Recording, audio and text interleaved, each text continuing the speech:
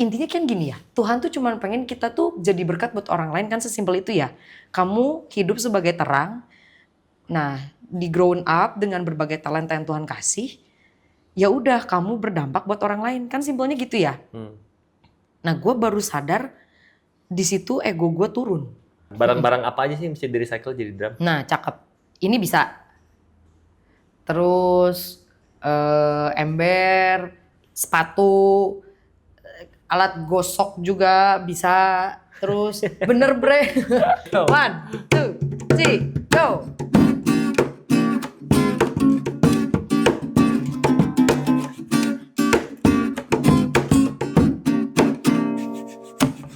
Here come my flap top, he come grooving us in holy he got Juju eyeball, he want a holy roller, he got hair down below his neck.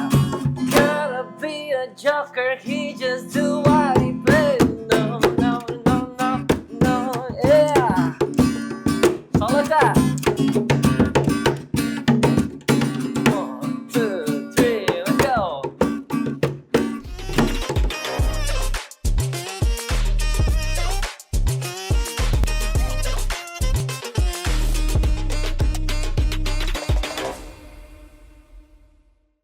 Hai teman-teman Behind the Story, welcome back sama gue Brian.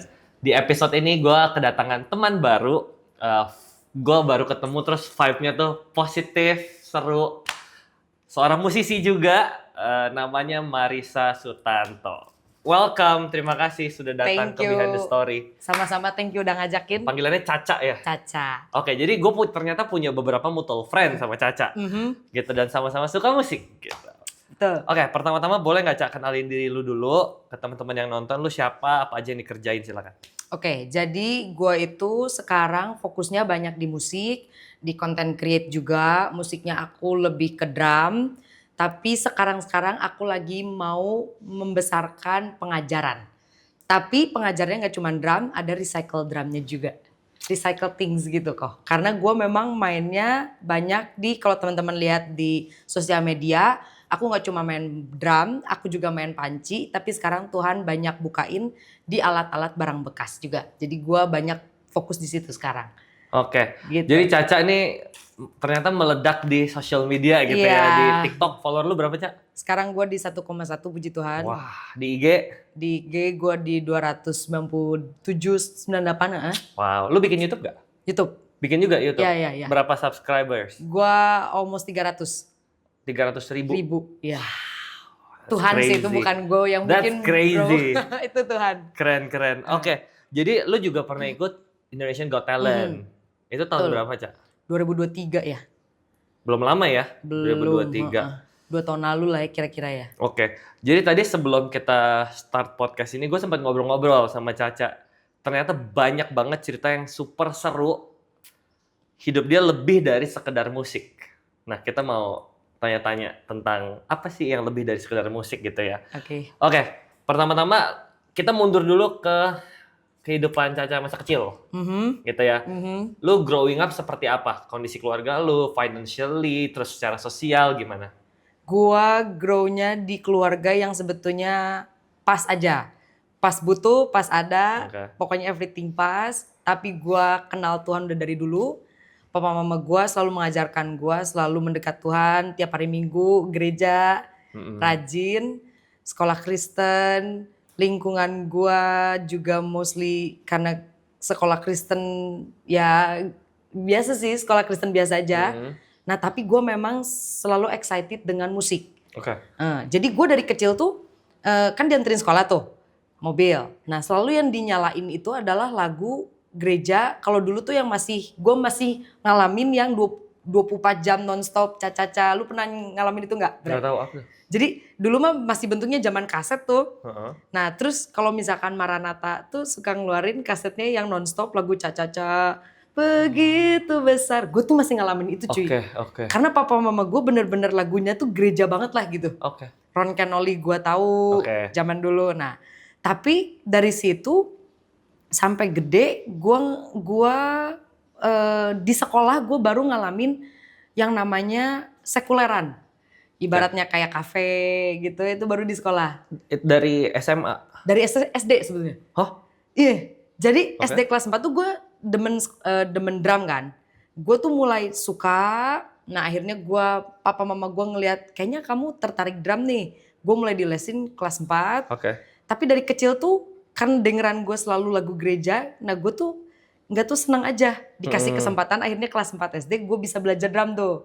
Nah kelas 6 gue ngalamin diajakin event-event kafe, event reguleran, pensi. Udah dibayar? Belum, tapi ada beberapa lah. Oh, tapi udah ngisi-ngisi Iya. diajakin. Oke. Udah. Karena udah mulai kenalnya, gue punya cici satu Oke. di Bandung. Bedanya 5 tahun. Oke. Nah, gue temenan juga sama teman-teman cici gue. Jadi kadang-kadang gue kalau ngeband bareng sama teman-teman cici gue juga. Nah, jadi waktu pas misalkan dulu gue kelas 5, kelas 6, misalkan ada kelulusan graduationnya cici tuh, Cap main yuk. Nah, di situ baru gue kayak dapet lumayan lah jajan-jajan kecil di situ. Udah, dari situ gue SD-nya gue tuh seseru itu kalau di musik lah gitu. Jadi terekspos di musik tuh udah dari kecil ya? Iya. Dari SD kelas 1. Keluarga lo ada yang main musik? Papa gue gitar. Tapi buat komselan gitu lah. Oke. Mama gue seneng nyanyi. Oke. Bener-bener kalau di mobil tuh ngerti kan? Jadi kayak keluarga Kristen nyanyi, komsel gitu. Akhirnya lu gede sama musik, tapi kapan lu pertama kali mulai jatuh cinta dan oke, this is my thing, gue akan serius tuh kapan? Nah, itu tuh sebetulnya zaman gue nggak mikir ke situ sih awalnya ya. Karena gue berpikir gue cuman pengen main as a hobi aja. Oh. Tapi karena lama-lama gue dapet dibayar juga tuh, gue pikir ya udah deh, gue nggak mau jadi dokter juga. Gue lebih tertarik sebetulnya lebih ke bahasa. Gue seneng jalan-jalan, tapi gue seneng main musik juga. Ya udah, gue mah mengalir aja deh, terserah apa kata Tuhan gitu tuh. Tapi kelihatan yang di depan mata drum gue mulai bisa diseriusin, mulai dapat gaji juga dari situ, dapat fee, pendapatan. Ya udah, gue mau sambil berjalan sekolah, gue sambil kerjain itu. Oke. Gitu. Lu sempat kuliah? Nah, itu gue punya cerita. Oke. Jadi gue tadinya mau masuk ke Unpar. Awalnya sih gue mau masuknya ke musik, UPH. Oke. Nah, nyokap gue sama bokap gue nggak ngizinin karena kamu beda kota. Sama aja deh kotanya, cewek. Oke. Nah, di Bandung kurang menarik nih, gue pikir. Kayaknya nggak serius nih musiknya kalau kuliah musik. Akhirnya gue mau masuk ke Unpar. Nah, itu gue punya cerita sepanjang jalan. Lu tahu Bandung nggak? Tahu. TKI tahu nggak? Nggak tahu. Daerah selatan. Taman Kopo. Taman Kopo tahu. Nah, Taman Kopo itu tuh rumah gue. Bayangin dari Taman Kopo sampai gue ke Unpar, jauh kan? Nah, gue tuh udah pacaran sama Ko Widi dan kayak Koko tuh gak tau kenapa sama Tuhan tuh. Jadi sepanjang jalan Ko Widi tuh ngomong ke gue, Dek lu yakin lu mau masuk ke Unpar? Gue kayak sepanjang jalan kayak dikotbahin gitu cuy. Jadi kayak emang kenapa kata gue tuh. Kan gue pikir gue mau masuk bisnis manajemen aja yang serius beneran gitu tuh. Kayaknya jangan deh kata dia. Jadi sepanjang jalan gue mau daftar, mau bayar, itu sama Ko Widi kayak udah jangan, kamu bagus di musik, kamu percaya aja sama Koko, udah nggak usah. Jadi gue tuh belum kuliah cuy. Bentar, lu pacaran sama Ko Widi dari SMA? Dari SMA. Anyway, Ko Widi tuh suaminya yang sekarang gitu. Bener ya, suami. Nah, jadi sepanjang jalan tuh gue gak tahu kenapa, padahal dia juga orang kuliah kan.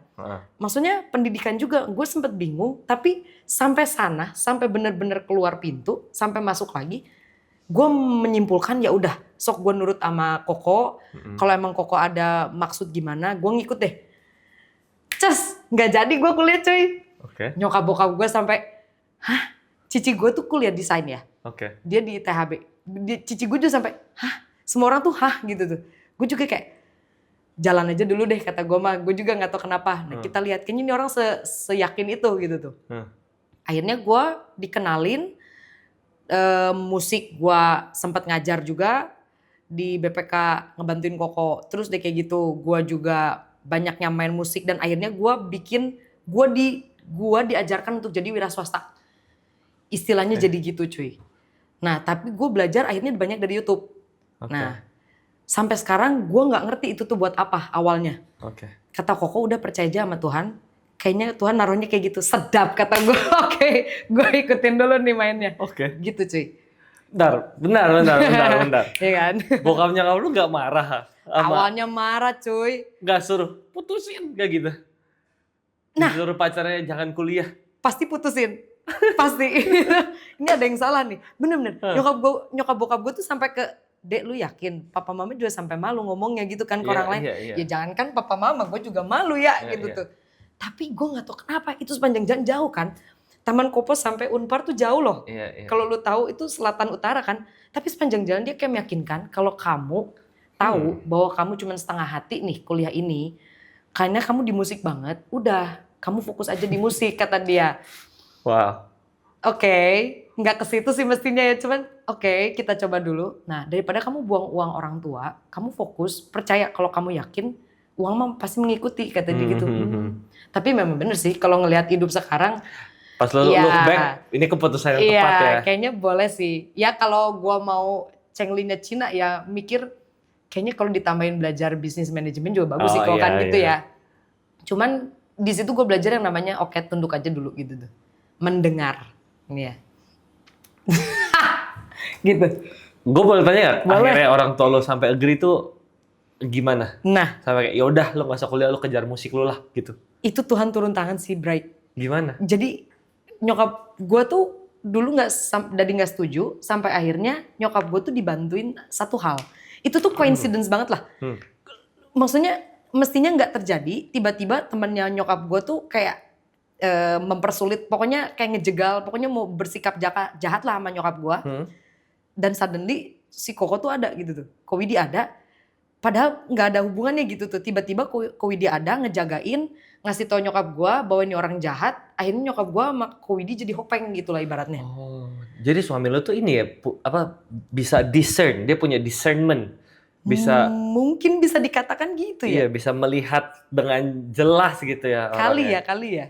Tapi memang dia punya, kalau bahasa rohaninya mungkin perkataan dia penuh kuasa gitu ya. Oke. Yang gue lihat. Pernah ada kesempatan gue waktu itu mau ke Jak Jazz juga. Nah main juga waktu itu di acara di kafenya Om Indra Lesmana. Jak Jazz kayak lama banget. Jak Jazz. Tahu kan tapi lu Jak Jazz kan? Nah itu serentetan waktu itu gue main jazz, Jak Jazz sama waktu itu juga kafenya Om Indra Lesmana tuh Red White. Bali? Yang masih di Jakarta. Oh Jakarta. Nah terus temen gue duaan mobil, Panther. Dua-duanya Panther. Nah diomongin gini sama Ko Widi, lu hati-hati kok harus dijagain dulu tuh mobil. Kalau lu nggak jagain air akinya, nanti bisa mogok. Tenang, kata dia tuh aman, mobil gua mah lebih bagus daripada yang lu. Ces, mogok bener. Dia nggak jadi main. Nah gue pikir kayak, ya oke. Oke, interesting. Akhirnya lu fokus di musik. Banget. Oke. Sefokus musik entertainment sikat. Terus additional drummer sikat, ngajar sikat dulu. Lu pernah jadi session player orang juga? Pernah. Siapa aja yang lu pernah main? Dulu gue pernah cakrakan. Dulu gue pernah lagi tuh Karut pernah.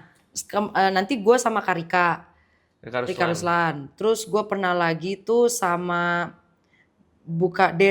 yang tua tuh Baby kan ya, Derby Romero. Oke. Terus gue pernah lagi. Derby yang muda, Baby Romeo yang tua. Nah gue yang mudanya. Oh Derby ya. Derbynya. Okay. Nah terus adalah lumayan segitu, gue lupa lagi yang sudahnya banyak. Oh Rika Ruslan yang apa, Rembulan dah. Nada Darah dia. Nada Darah. Dia. Teman-teman gue juga yang main semua di situ. Iya kan, nanti gue main. Oh lu yang main. Oke. Jadi session juga, semua entertainment masuk. Pokoknya lu gas all out di musik. Gas all out. Karena gue pikir ya harus maksimal ya. Ya karena gue pikir kan ya udah aja kalau emang mau beneran di musik sikat semua. Oke. Tapi berapa tahun sampai akhirnya lu viral di sosmed? Sebelum lanjut ke situ cakrakan. Okay. Cakrakan juga. Nah, berapa tahun sampai gue viral itu bisa dihitung 8 tahun ada. Oke. Viral pertama kedua tuh gue diajakin dulu sama Kak Cakra dulu nih. Jadi cakrakan gue punya cerita SMP. Nah SMP gue diajakin main karena temen band. Itu ada 2 tuh, rohani sama sekuler. Nah di rohani gue diajakin sama Kak Sydney. Oke. Sydney Mohede. SMP tuh dua-duanya. Jadi zaman-zaman lagi main, Kak Cakra tuh ngajakin gue untuk ngisi di lagu pertama dia yang harus terpisah ya, Ku Berlari Kau Terdiam itu ya. Bener-bener sebelum dia masuk ke label. Mau ke label, Cak bantuin dong. Karena memang dulu di Bandung kita sering main bareng. Nah itu gue punya cerita, gak tau kenapa gue tolak saat itu. Kak Sydney ngajakin gue pas di gereja, beres dari acara Natal, dia as a guest star. Dia ngeliat, duduk bareng, beres kebaktian, Cak lu mau gak bantuin gue? Itu juga gue tolak. Ini Bandung ya? Bandung cuy. Jadi lu tolak itu. Nah itu mungkin, gak tahu ya, pikiran gue awal, mungkin itu yang bisa Tuhan kasih jembatan untuk gue viral, mungkin ya. Gak tahu nih, udah diajakin. Nah cuman gue tolak, akhirnya gue sampai ke Panci 8 sampai 10 tahun. Oh, jadi jauh. Kesempatan itu lewat, lu tolak, lu viralnya karena lu main Panci. Panci. Itu pertama kali viralnya. Betul. Oke, main drum pakai Panci. Dapat ide dari mana main di Panci? Apa sih namanya stomping ya kalau gitu? Stombok. Stombok ya. Percussion. Oke. Idenya dari mana?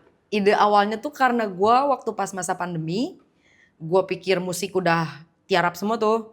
Nah akhirnya gue pikir gue pengen bikin sesuatu yang bisa bikin at least temen-temen gue nih sesama musisi pada bisa makan lah.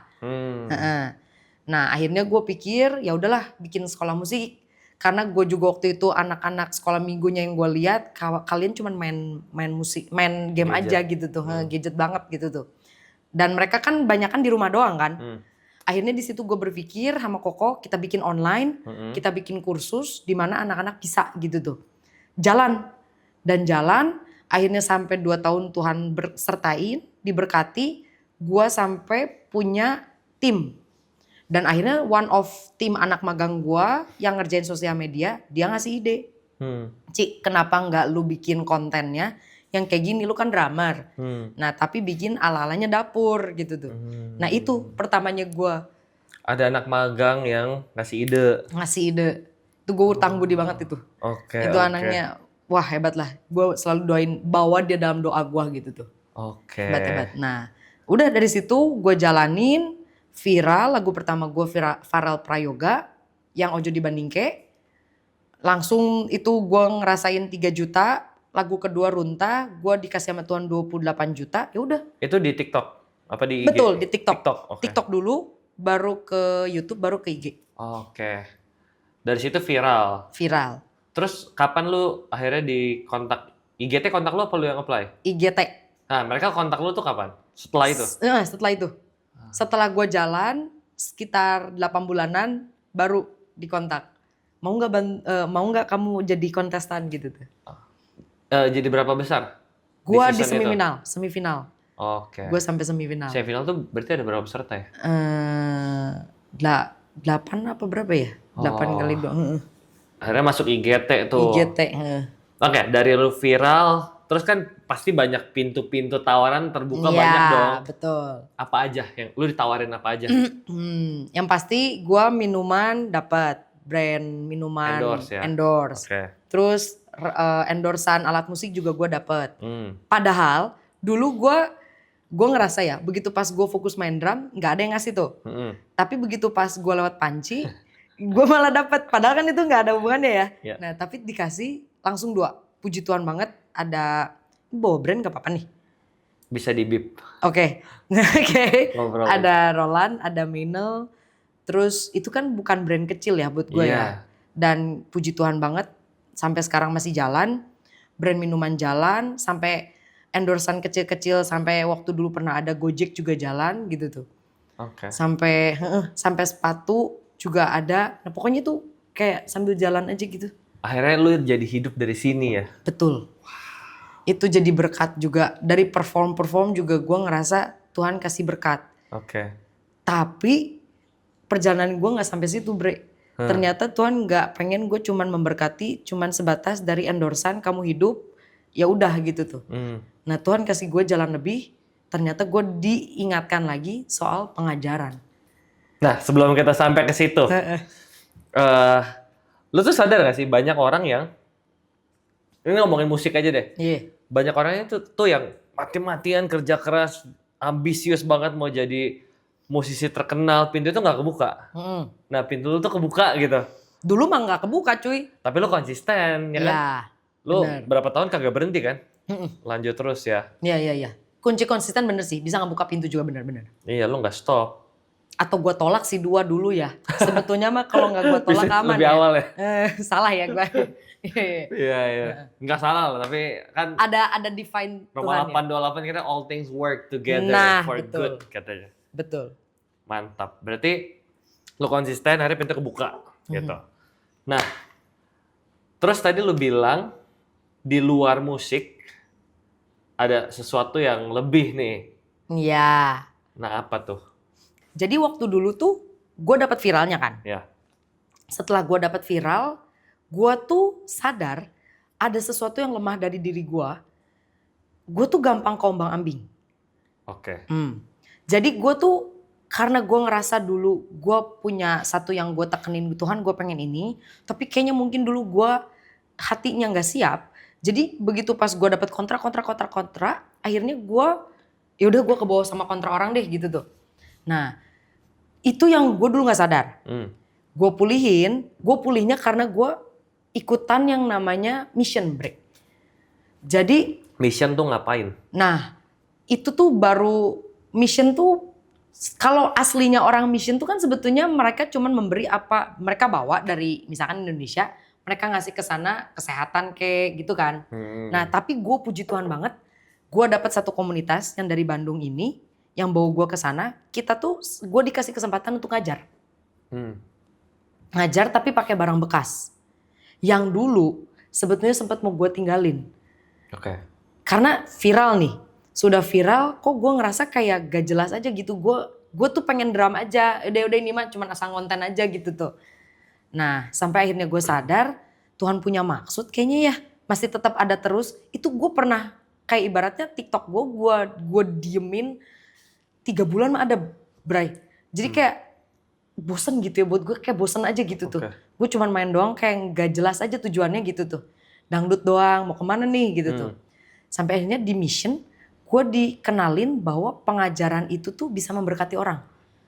Dulu gue cuman sekedar untuk sosial, bikin teman-teman gue bisa makan. Udah beres. Kalau gue dibilangin lu sebagai as a coach itu lu bagus, gue tuh malu sebenarnya. Karena gue cuma pengen jadi drummer aja, keren gitu tuh, additional kan. Kalau guru tuh kayak kurang iya kan, ya. kayaknya kurang aja gitu. Menurut gue kayak enggak lah gitu tuh, nggak tahu kenapa. Nah enggak Akhirnya gue dikenalin mission, gue sadar gue tuh intinya kan gini ya, Tuhan tuh cuma pengen kita tuh jadi berkat buat orang lain kan, sesimpel itu ya. Kamu hidup sebagai terang, nah di grown up dengan berbagai talenta yang Tuhan kasih, ya udah kamu berdampak buat orang lain, kan simpelnya gitu ya. Nah gue baru sadar di situ ego gue turun.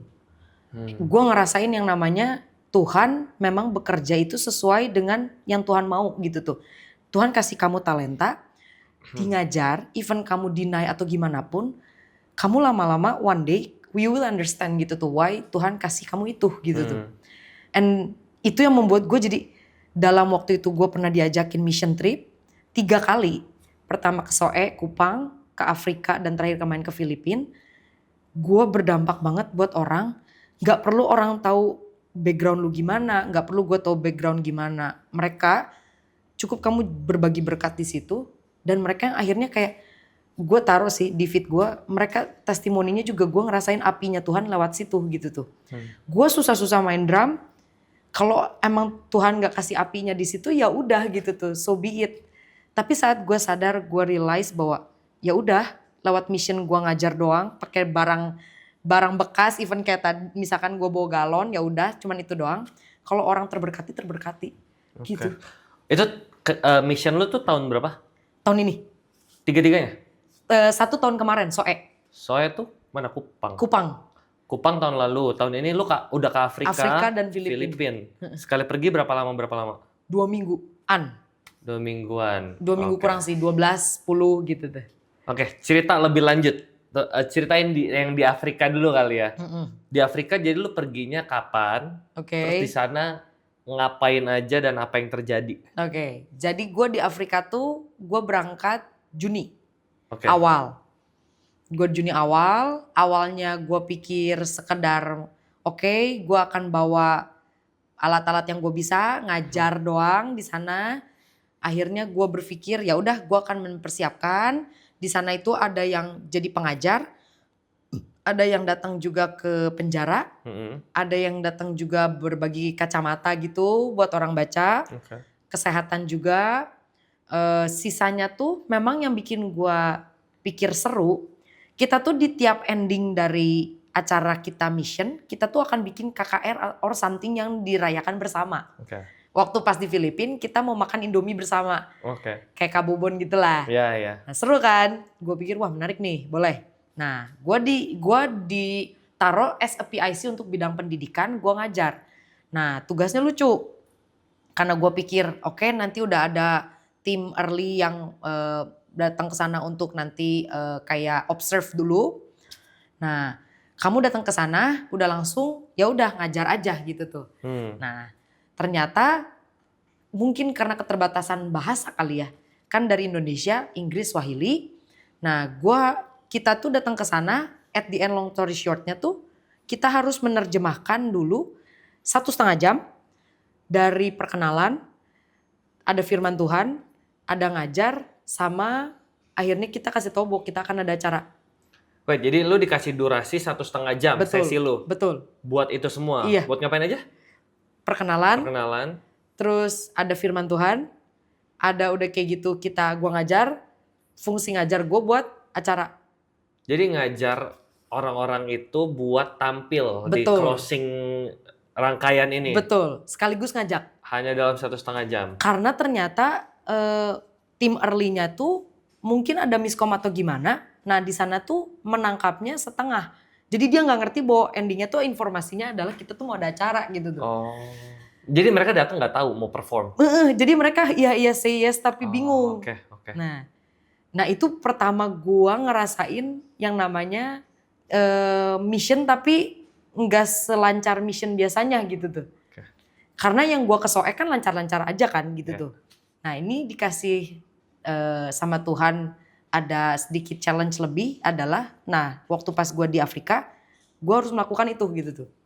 Nah mungkin di tim yang lain gua nggak tahu ya, cuman gua akan kesaksian dari timnya yang gua pendidikan gitu tuh. Sorry, audience lu anak-anak muda apa campur apa? SMP dan SMA. Terus? SMP SMA, akhirnya gue jalan ke 9 sekolah. Dan at the end-nya gue ngerasain itu dari seminggu tuh gue dikasih persiapan. Persiapan seminggu, 5 hari itu tuh gue ngajarin di setiap sekolah yang berbeda. Sampai akhirnya ada sekitar 1 atau 2 sekolah yang cuman dapat jatah gue tuh besoknya gitu acara. H-1 banget lah.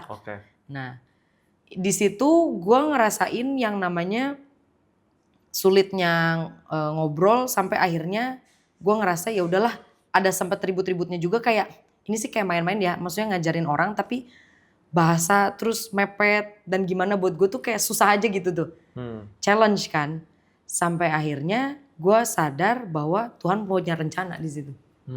Nah, rencana Tuhan adalah Tuhan memang mengizinkan semua hal itu tuh terjadi untuk ngetes bahwa hati gue tuh, lu tetap percaya nggak dengan hal yang mustahil kan gitu ya?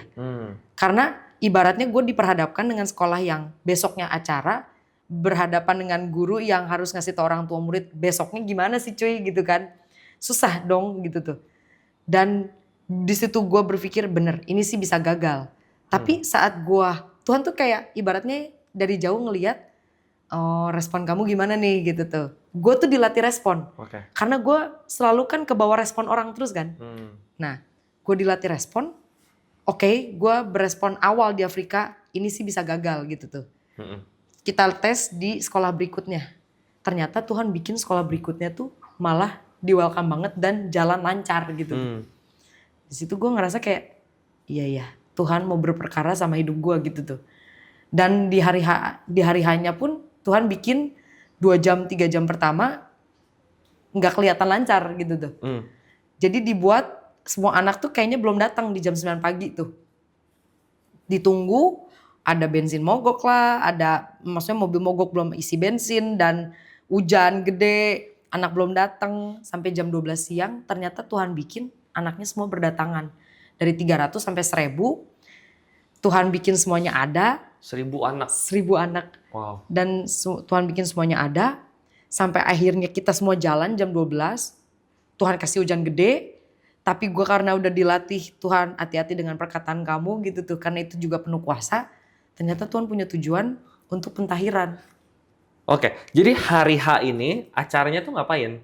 Ada Hari H. panggung, perform gitu atau gimana? Jadi waktu pas hari H tuh kita ngumpul di satu gereja. Nah kita jalan kayak march walk. Oke. March walk selama 3 kilo.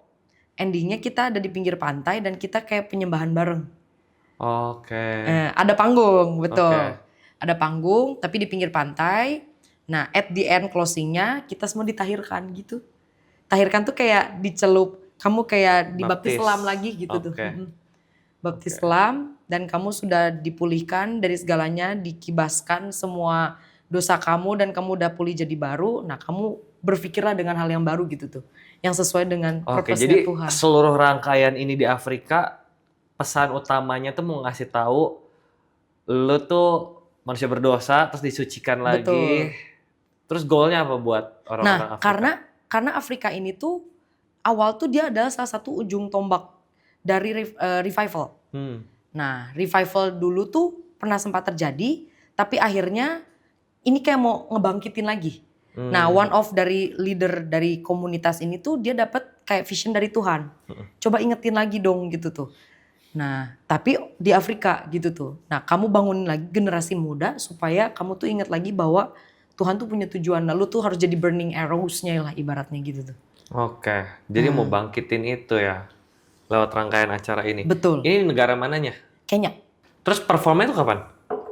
Itu di hari Sabtu dia acara awalnya. Sebelum jalan marching walk itu? Nah itu tuh mereka perform sambil jalan. Oh, perform sambil jalan. Jadi mereka tuh kayak mimpin. Jadi mereka mainin apa yang lu ajarin? Nah gue ada yang pakai kayak barang bekas, ada yang ember, ada galon, ada kaleng, pakai sendok, pakai sumpit. Apa hal yang Tuhan reveal ke lu di saat itu yang sebelumnya lu nggak tahu? Ada nggak? Banyak sih. Yang pertama yang di reveal adalah hal yang menurut orang nothing, tapi kalau Tuhan udah titipkan dan Tuhan punya tujuan, purpose di situ, it will become something gitu. Apa yang lo anggap nothing sebelumnya? Barang bekas itu. Oke. Even sampai dibuat viral pun, kalau hati lu belum pulih, hati gue waktu itu belum pulih, dan gue masih terbawa dengan orang ngomong, ya lu cuma main gitu doang, udah kayak gitu gak ada apa-apa lagi kan ibaratnya gitu kan. Input-input yang kayaknya negatif, nah dulu gue menerima. Tapi akhirnya gue sadar, gue harus memfilter gitu. Nah itu. Oke. Jadi akhirnya lu juga sadar, gila, gue gak kebayang sih organizing 1000 anak latihan dalam waktu singkat. Bener. Gak bisa sih. Kalau dibilang nge-organize, buat gue sih gagal. Buat gue. Karena gue manusia ya. Tapi ternyata Tuhan bikin itu gak gagal gitu tuh. Justru gue pengen berperkara di situ gitu tuh. Oke. Akhirnya performnya jalan. Terus mereka dibaptis ulang. Baptis ulang dan akhirnya pulang. Dan sampai sekarang itu jadi berkat gitu tuh. Dan mereka tetap ngelakuin, kita titipin baju juga di sana, mereka pakai dan mereka sambil masih ngomongin soal acara itu tuh, dan buat mereka testimoni lah. Ada cerita apa sih dari mereka setelah event ini selesai? Ada dengar cerita nggak dari mereka? Jadi one of-nya mungkin ngerasa kayak ini hal yang mustahil tapi bisa terjadi gitu tuh. Dan menurut mereka jarang kita semua kumpul kayak gini dan kita bisa jalan bareng. Buat mereka kayak punya, kayak berbekas happy-nya tuh beda gitu tuh. Buat mereka sendiri mereka ngomong gitu. Yang paling kerasa banget bahasanya yang kemarin testimoninya. Jadi yang kemarin waktu pas gue berangkat ke Filipina pun testimoni mereka adalah fire-nya tuh kerasa gitu tuh. Bahasanya mereka ya. Kalau Swahili mungkin gue membahasakannya kurang paham, tapi Filipin ngomong tuh fire yang beda itu tuh hidup dalam hati, ibaratnya kayak membakar mereka untuk lewat hal kayak gini aja bisa jadi dampak gede buat negara, buat mereka segituan seribuan gitu tuh. Nah, Oke. fire-nya itu yang mereka keep sampai sekarang, itu sih. Yang di Filipina rangkaian acaranya sama? Ini beda, nggak march walk. Oh, kalau Filipina gimana tuh? Kalau Filipin KKR sih, lebih ke Oke. KKR. Tapi acara serunya adalah Tuhan bikin waktu pas mau mulai acara, listriknya meledak. Oh. Lu beneran di depan lu kayak dep meledak aja gitu. Ah. Kita nggak tahu kan, dan akhirnya di situ jemaat bingung, yang datang bingung, tapi ada salah satu WL-nya yang kayak mempertahankan untuk teriak nyanyi. Waktu itu tuh lagu Nothing is Impossible. Dan kita teriak di situ, I believe, I believe. Nah dia di situ kan. Akhirnya gue berpikir, gue juga nggak mau. Itu kayak urapan Tuhan tuh udah mulai kerasa. Kita nggak mau menghilangkan itu. Gue support pakai ember. Dan ternyata anak-anak juga pakai ember, lu nggak main drum? Enggak, gue nggak main. Jadi ada 3 band. Baru band kedua, sebelum band gue, itu tuh meledak, listriknya tuh meledak. Dan akhirnya di situ hancur ya, maksudnya kayak orang bingung kan, chaos aja gitu tuh, dan awkward. Akhirnya di situ ada salah satu pastornya yang ngomong ke aku, yang kepala soarnya yang bawa aku ke sana, dia ngomong gini, Cak, kayaknya lu harus maju deh sama anak-anak rampak lu. Apinya udah bagus, jangan biarin apinya padam gitu tuh. Sorry, anak-anak rampak tuh apa? Anak-anak rampak yang gue ajarin. Oh, yang di Filipina. Oke, di Filipina. Maju tuh kita ke depan. Kan pikirannya antara dua ya. Antara malu atau didukung kan gitu ya. Iya. Acara kan belum mulai ya. Iya. Kan. Akhirnya gue berpikir oke, kita maju. Makanya suara gue habis nih. Karena gue pikir maksimal aja deh buat Tuhan gitu tuh. Jalan. Nah itu cuma ditemenin nyanyi. Ditemenin yang nyanyi pun ujungnya jemaat. Karena ngelihat anak-anak maju. Kita nyanyi cuma ditemenin drum. Dan akhirnya cuma kayak I believe. Say together dong gitu tuh. Say together. Terus kayak Jesus, kita kayak manggil Tuhan terus, dan gak tau believe me or not, itu kayak justru urapan Tuhan lebih kerasa setelah listriknya mati. Nah itu kayak kita ngerasa oke, Tuhan punya maksud nih di sini gitu tuh. Nah gue pikir sesimpel Tuhan pengen gue jadi pembawa apinya Tuhan sih. Maksudnya kalau lu emang, mungkin kalau lu masuk bisnis atau gimana, mungkin Tuhan gak pengen lu di situ gitu tuh. Sesimpel lu punya kekuatan sama Tuhan, dikasih barang bekas, ngajarin anak muda semangat, dikasih lihat kayak mujizat, kayak kemarin meledak listrik, tapi tetap jalan sampai akhirnya 15 menit tuh, sampai akhirnya listrik nyala lagi. Itu bener-bener suasana surgawinya tuh, anak-anak aja sampai iya ya gitu tuh. Nah kita harus jadi burning arrows-nya Tuhan tuh kerasa gitu tuh. Tuhan bawa kemana, nah itu sih. Gimana lu pribadi interpret tentang fire-nya Tuhan? How do you see ini nih? What kind of fire dan impact-nya apa? Kalau buat gue pribadi, fire buat gue sesimpel menyebar ya, bahasanya ya. Jadi buat gue pribadi, gue merasa fire itu harus dipupuk dari dalam hati dulu sampai membesarkan. Ibaratnya kayak apa yang membuat fire-nya padam itu harus dibuang tuh. Yang negatif, sesuatu yang membuat lu rapuh, kata-kata yang mungkin kesannya menurut lu dari teman terdekat lu dikira membangun tapi ternyata dia tidak membangun. Ibaratnya kan itu bisa melemahkan fire kan. Nah saat lu udah sadar bahwa Tuhan punya tujuan, purpose dengan hidup lu buang tuh semua kayak yang memadamkan, fire lu tumbuh, lu tahu Tuhan mau bawa kemana. Nah, fire kan sesimpel gini ya, lu ada di sini lu kebakar, oke? Lu dipindahkan, apinya kan terus ada, bener kan? Dipindahkan lagi ke tempat lain, apinya akan tetap ada kan? Nah, sepanjang gimana orang mempertahankan fire di dalamnya, sepenting apa fire menurut dia. Kalau destruktif itu akan dibuang. Tapi kalau itu membangun atau membuat improvement di dalam, itu akan justru dipelihara gitu tuh. Nah, menurut gue pemahaman fire di dalam hati gue adalah burning arrows yang Tuhan, misalkan ibaratnya kayak Tuhan mau lesatkan lu ke, contoh kemarin ke Afrika, ya bikin api di situ gitu tuh. Apinya tuh apa aja, tergantung gitu tuh. Kalau gue mungkin punya pengalaman api soal pengajaran Soal gue memberkati orang dari situ. Lu suka drum, tapi mungkin lu nggak dibuat sama Tuhan terkenal. Ibaratnya lu suka dance, tapi Tuhan bikin temen lu yang malah lebih terkenal. Jangan iri gitu tuh. Ya gedein terus api lu gitu tuh. Kita nggak tahu api yang Tuhan maksud pemahaman firman, terus lu latih skill lu. Itu kan ibaratnya improve api yang ada di dalam lu ya. Nah saat lu akhirnya sadar ada air kecil, kalau itu berdampak baik, ya puji Tuhan. Tapi kalau itu nggak berdampak baik, lu bisa punya hak untuk menolak dan akhirnya lu memilih gitu tuh. Itu kan growth, kita punya intelligent, pemahamannya ya. Pemahaman kita juga semakin berkembang. Nah saat kita udah memiliki itu, kita dibawa Tuhan kemana-mana. Nah itu ibaratnya kayak lu bukan api kecil yang malah padam gitu tuh. Dikasih chaos, lu nggak hilang. Tapi dikasih chaos, lu justru be fire gitu tuh. Bersinar, berkembang, ledakin gitu tuh. Itu sih yang gue lihat. Jadi ini ya, excitement untuk maximize your potential. True. Yang udah Tuhan taruh di hidup lu gitu ya. Betul. Tapi kadang-kadang potensinya yang Tuhan kasih belum tentu sejalan. Gitu kan. Nah, yang harus kita sadar saat potensi yang mungkin di dalam hati lu inginkan A, tapi ternyata Tuhan kasihnya B. Nah, lu harus siap dengan itu. Ngalamin ya lu. Banget. Banget. Hati lu maunya apa awalnya? Drum. Banget lah. Drum banget.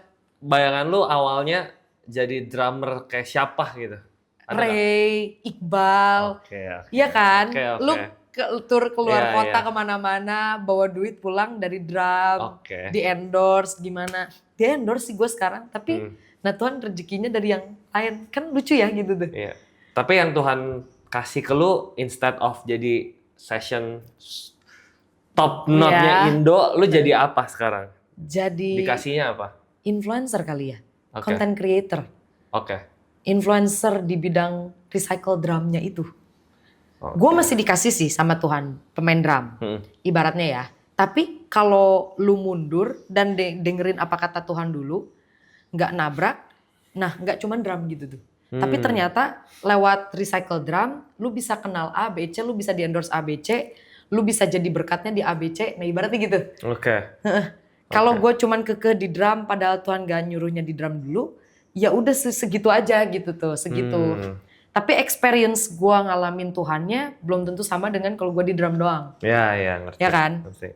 Experience gue dibawa sama Tuhan misalkan ke tempat A, B, C yang di luar pikiran lu dan lu jadi berkat di situ, nah itu mungkin gak ada gitu tuh. Kalau lu pikirin sesuai jalan yang lu mau.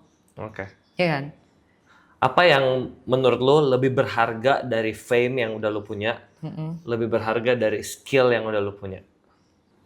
Relasi sama Tuhan sih. Yang ngasih tuh Tuhan ya. Fame, everything, knowledge, relasi sama Tuhannya dulu sih. Sebelum lu minta yang lain, saat lu tahu Tuhan pengennya apa, nah kasihin, dengerin aja dulu apa kata Tuhan. Sesimpel dulu gue dengerin aja kata Ko Widi apa, udah percaya dulu aja. Nah baru sisanya nanti ranting 1, ranting 2, ranting 3, semuanya itu keluar. Itu lebih berharga ya? Banget sih. Karena saat lu, nggak tau ya, menurut pemahaman gue ya, Bright, nggak tau lu ngerasa nggak? Cuman Tuhan tuh sebaik ini. Lu minta sama Tuhan, ngerengek, dikasih sih sama Tuhan mungkin. Tapi Tuhan ngasih sebatas karena lu ngerengek, bener kan? Tapi kalau lu udah punya pemahaman, oke, gue ngerti, gue percaya sama papa gue. Nah papa gue mau ngajak gue keluar panas-panasan, hujan-hujanan, kan panas hitam ya cewek. Nah ngerengek dikasih, tapi saat lu berubah, oke, gue percaya papa punya maksud yang berbeda. Gue juga percaya papa gue sayang sama gue dilahirkan dari papa gue dengan maksud tertentu. Dan pasti jadi keren banget. Nah respon lu pasti beda, papa lu juga pasti bangga, bener gak sih? Iya. Daripada lu sekedar ngerengek. Actionnya bisa sama, cuman yang lebih pentingnya beda ya. Dan rasa papa lu bangganya dan sayangnya pasti jauh dibanding lu cuman sekedar jadi anak manjang nih, berarti gitu ya? Iya. Itu sih yang gue rasa. Relasi sama Tuhan ya? Purpose-nya Tuhan pasti ada di situ. Lu tadi lagi ngomongin tentang ini, Jadi lu aktif ngonten dan ngajarin barang-barang yang di-recycle buat bisa jadi drum. Barang-barang apa aja sih yang bisa di-recycle jadi drum? Nah, cakep. Ini bisa. Terus ember, sepatu, alat gosok juga bisa. Terus bener bre. Kalau yang simple kan panci, konten gitu ya, kaleng gitu kan, itu udah sering. Tapi sampai ke kemarin gua dus sepatu, apa aja yang lu punya, nah lu datengin, nah kita coba bedah bareng gitu tuh ibaratnya. Sampai ke misalkan kertas di uwek-uwek gini juga, uwek-uwek tuh di wrap, dibejek, dan dijadiin alat musik bisa gitu tuh. Kantong kresek juga ya? Iya, kantong kresek. Sama dus sepatu, kantong kresek, bisa jadi kayak brush gitu. Tapi mapping lu tetap drum, yang mana jadi snare, yang mana. Benar. Mappingnya tetap itu. Dan alat perkusi. Oke. Kayak cowbell kan kadang drum deket ya sama alat perkusi gitu kan. Ada beberapa efek, nah gue akan relate ke situ. Oke. Kita coba denger lu main kali ya. Gas. Audio aman? Yaudah, kita coba nyanyiin ini ya. Come together. Gas. Pendek aja. Yuk, lu dong, yang nyanyi dong. Ayo itu. 1, 2, 3, go.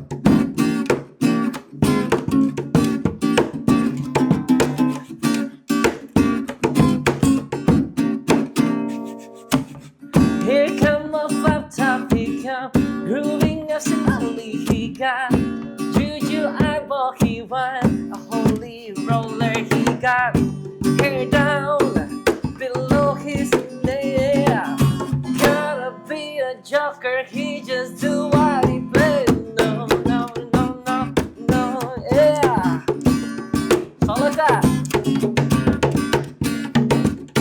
1, 2, 3, let's go.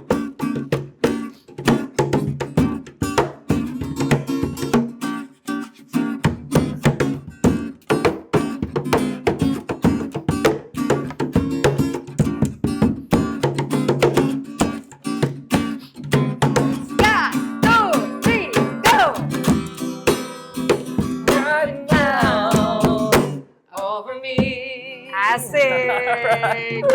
Mantap, seru. Bang, tolong bang. Mantap. Bagus nih galon. Perfect. Mantap ya, perfect banget ya. Perfect banget. Alright. Jadi lu tuh main Thank you. selain galon, yang lu mainin apa aja? Semua, panci, ember. Tong. Pernah mainin tong juga? Tong pernah. Terus apalagi ya, dus sepatu pernah, sama kresek pernah. Ini sapu nyere yang buat bebersih kasur. Iya. Namanya nyere, gue baru tahu. Iya. Apa sih biasanya? Nggak tahu gue, sapu lidi. Sapu lidi. Oke. Kalau di Bandung nyere, nah itu pernah. Terus shaker juga pernah, shaker. Pakai kacang, pakai beras. Terus gelas, pakai juga. Jadi lu explore dan lu pernah bikin single upload ke digital platform dengan semua perkakas lu itu nggak? Belum. Kalau bener-bener digital platform banget, nah gue baru mau bikin untuk Desember gue ini. Doain ya. Desember? Solo, tapi kayaknya gue mungkin ada lagunya sih, gue pengennya ya. Tapi mungkin yang berbentuknya masih yang no copyright dulu. Oke. Nah gue mau bikin, ada bentuk lagunya, karena gue pikir gue pengen collab juga sama Kowidi, karena dia bisa produksi.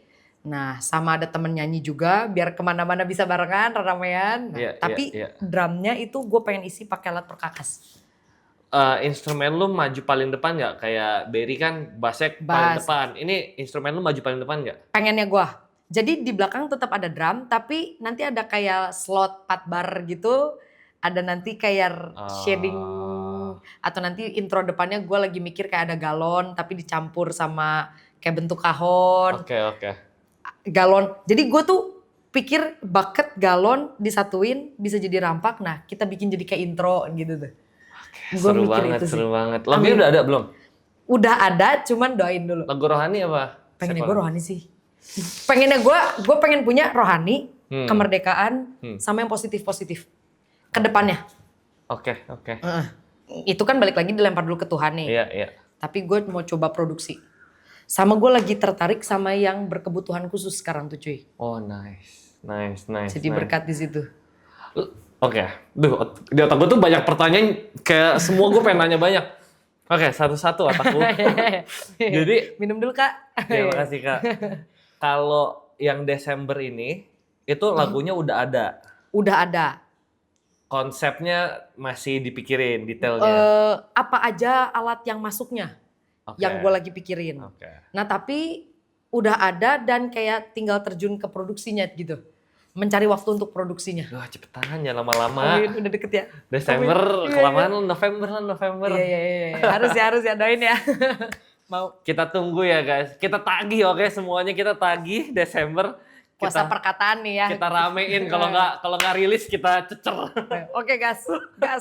Oke, lu tuh selalu punya intention untuk melakukan hal yang baik, kayak lu lihat temen-temen lu nganggur, lu bikin sekolah musik biar orang kerja. Terus sekarang lu kepikiran lagi mau ke temen-temen yang berkebutuhan khusus. Hati itu tuh dari mana? Siapa yang tanemin value itu? Dari kecil bokap nyokap juga begitu apa? Kayaknya gitu ya. Kayaknya gitu. Gitu ya? Nggak tahu. Cuman positifnya mungkin gue jadi baik. Tapi negatifnya ada orang yang ngomong lu nanti gampang dibodohin orang kan. Karena menganggap semua orang baik kan. Sering dibodohin orang nggak? Ya ada sedikit ya. Oke. Nah, tapi puji Tuhan dalam barrier yang baik. Nah, Oke. Tapi gue belajar lama-lama lebih dewasa aja sih. Mana yang memilah. Tapi kayaknya dari kecil sih Bre. Dari kecil ya? Gampang terenyuh aja hatinya gitu. Gue tuh juga punya teman-teman yang kayak lu gitu, yang kayak ini orang mikirin orang terus gitu. Kan percayanya gini kalau gue, Tuhan yang memikirkan hidup kita. Kita berbagi aja ke orang karena Tuhan suruh kita juga berbagi baik ke orang lain gitu kan. Betul. Circle-nya gitu sih loopingnya kalau menurut gue. Keren. Lu aktif main di gereja juga? Sampai sekarang? Aktif sampai sekarang. Di gereja mana? Aku di LMCC. LMCC Lipo Karawaci. Betul. Oke. Nah yang bawa gua ke ministry itu Soar Ministry namanya. Soar Ministry. Ini yang bawa ke Afrika, Filipina. Itu dari Bandung. Bandung. Oh. Tapi dia punya cabang juga sekarang di Jakarta. Soar ini bentuknya apa, yayasan? Enggak sih, lebih ke komunitas ya. Komunitas aja. Komunitas. Jadi nanti misalkan kayak tiap hari Kamis aku suka bantu di sana di Soar. Nah hari Minggunya aku base church-nya aku di LMCC. Oke. Musisi gereja, menurut lu harusnya dibayar apa enggak? Wah seru sih ini. Boleh nih. Kalau menurut gue harusnya dibayar. Kalau menurut gue gini, simpelnya kita tuh dikasih talenta sama Tuhan ya. Musisi itu tuh memang jobnya dia di sekuler. Tapi kalau menurut gua, alangkah lebih baik juga kalau misalkan cara menghargainya adalah dengan memberi mereka tadi, as our thank you. Tuhan juga pengen dong kalau misalkan anaknya banyak hidup banyak di gereja gitu tuh, memberi ke gereja. Gua salah satu yang ngerasain, maksudnya gini, nggak meminta lebih untuk jadinya mata duitan, tapi itu bentuk kamu as a thank you-nya ke kita. Kamu udah memberikan pelayanan kamu, memberi musik yang terbaik, kamu juga mau dididik gitu tuh.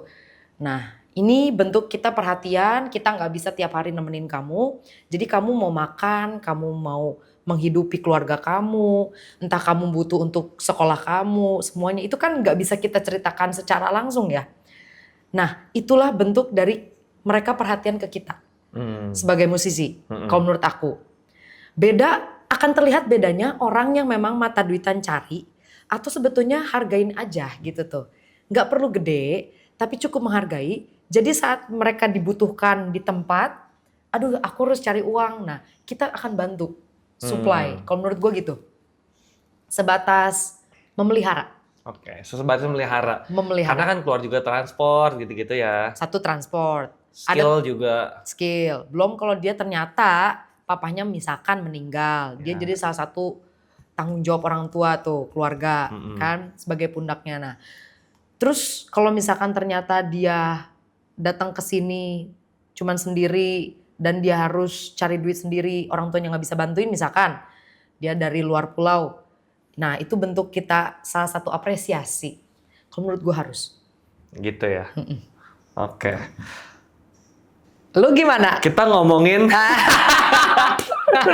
Gue ditanya. Nggak boleh ya. Boleh. Kalau lu gimana? Kalau menurut gue gimana? Menurut gue terserah gerejanya.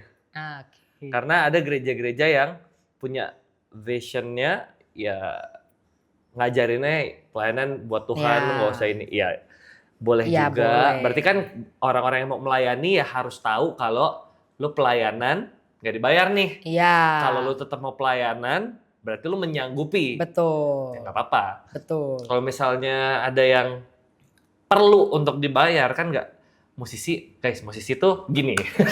Jadi, boleh silakan ceritakan. Jadi musisi itu bukan pekerjaan seperti entrepreneur yang bisnisnya gede, uangnya banyak. Betul. Musisi tuh ya ada musisi kaya gitu. Cuman dari sekian banyak musisi yang kaya nggak banyak sih. Banyak gitu. Dan biasanya yang kaya dia dari orang tuanya atau iya kan?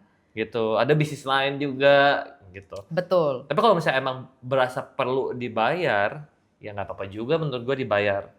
Gitu. Betul. Salah satu bentuk apresiasi dan saling ya, rasa saling sih. Betul, ya betul. Rasa kan? Saling. Saling. Itu penting tuh.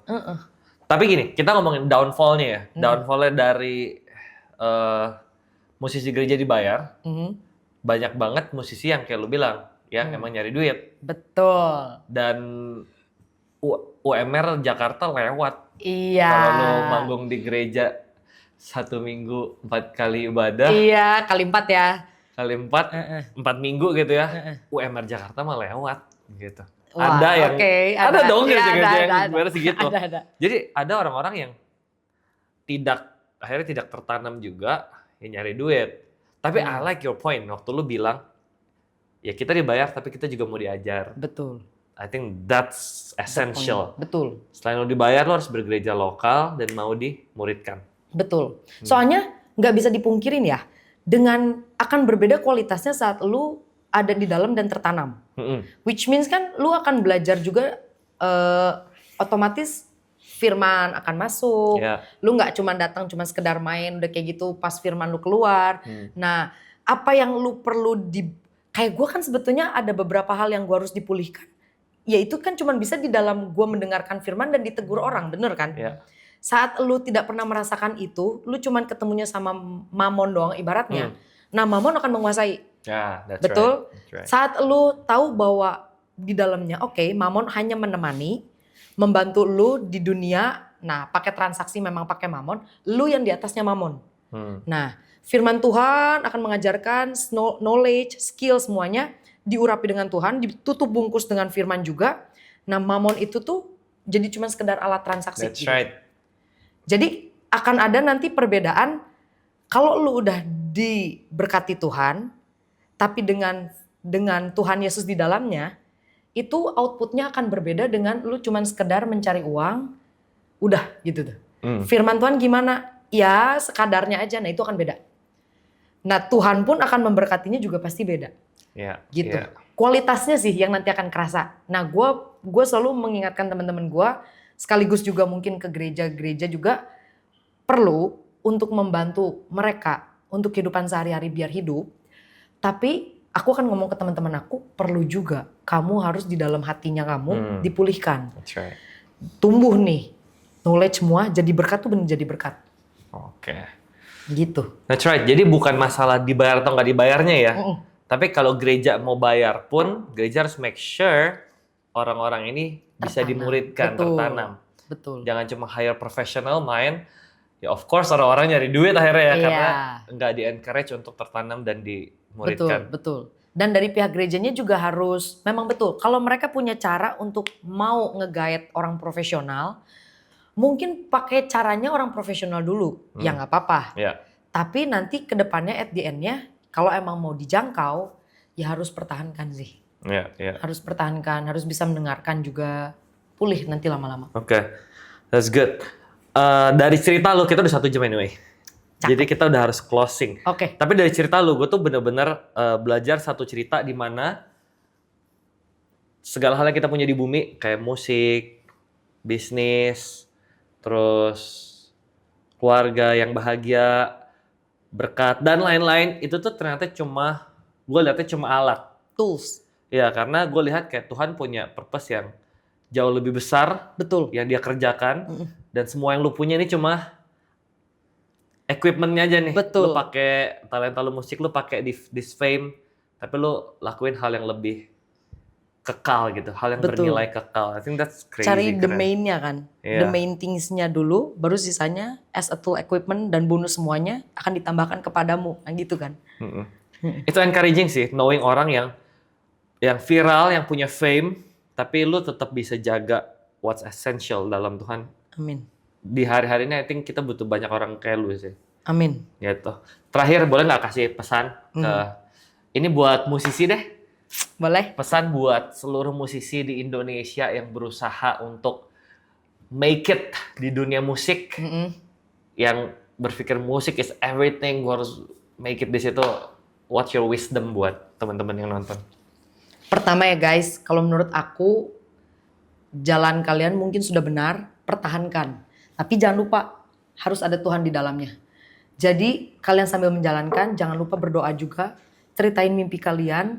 Once sama Tuhan di redirect, nah kalian gak kaget, kalian tetap keep up dan percaya Tuhan mah pasti notes mimpi kalian apa yang kamu udah omongin ke Tuhan. Nah one day saat Tuhan tahu bahwa kamu udah di jalan yang sama, itu bisa jadi bonus tambahan. Kalau menurut gue gitu. Jadi tetap semangat terus mengerjakan, keep drumming, keep main gitar, everything, keep it. Dan terus naik upgrade juga skill. Tapi jangan lupa tambahin Tuhan dulu gitu tuh. First God, put God in the first, baru the second one-nya. Nah itu tadi semuanya. Baru sisanya money, terus famous, everything itu akan ditambahkan once kamu udah barengan. Gitu sih. Thank you so much Caca. Sama-sama. Seneng banget ngobrol sama lu. Gue juga. Thank you. Teman-teman thank you udah nonton sampai ending episode ini. I'll see you guys di next episode. Bye guys.